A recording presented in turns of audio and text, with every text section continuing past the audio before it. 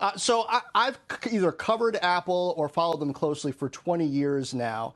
And I got to say, we have reached out. CNBC has reached out to Apple. We got a statement from them about this.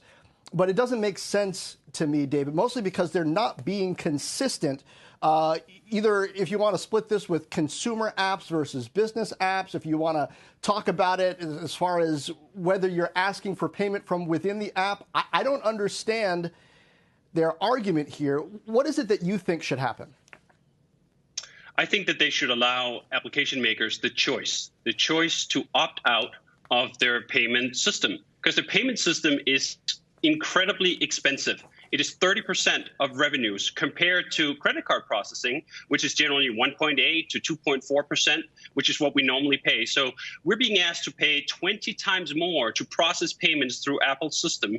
And we chose to say, no, we're not interested in that. We've done that for years. We have another product called Basecamp that follows the exact same model as, hey, you buy your subscription outside of the App Store, then you go to the App Store and get a free app that works with that subscription.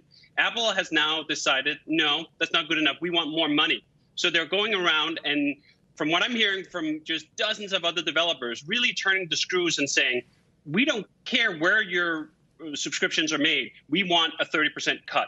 And that's just preposterous, because we cannot launch the product we've just launched now, a major email service that competes both with Apple and their email service through the iCloud bundle and with Google through their Gmail service, if we're not on the iOS App Store. It's like we're invisible if we're not there, and they control the sole access. There's no other way to get software onto an iPhone except going through Apple's App Store. So when we don't have the choice of going somewhere else, they can just twist, and we are forced to simply submit, and that is unfair. That is the essence of antitrust. When you're using your monopoly in one area to give businesses basically deals they cannot refuse. And we're saying, do you know what? We're refusing. David, this is not fair.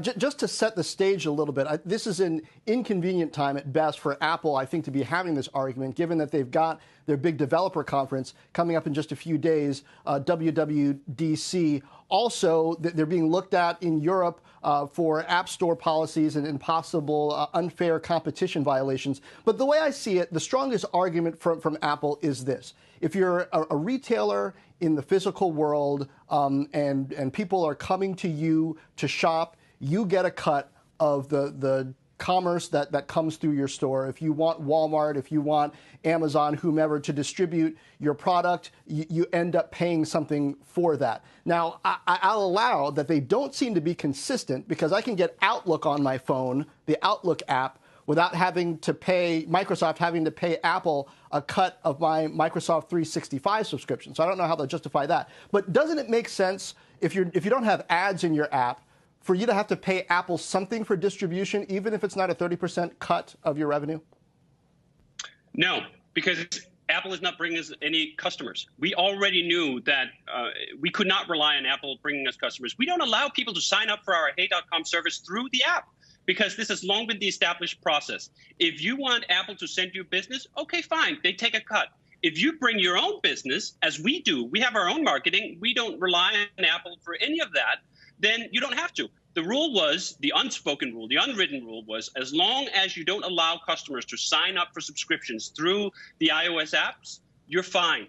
That's the rule that changed. And to just go into your analogy here, it's not like a retailer taking a cut of someone. It is saying, hey, if you make clothes, we are the only place in town, not only in town, in the world that you can sell this through. So we're going to take a cut of all clothes sold in the entire world.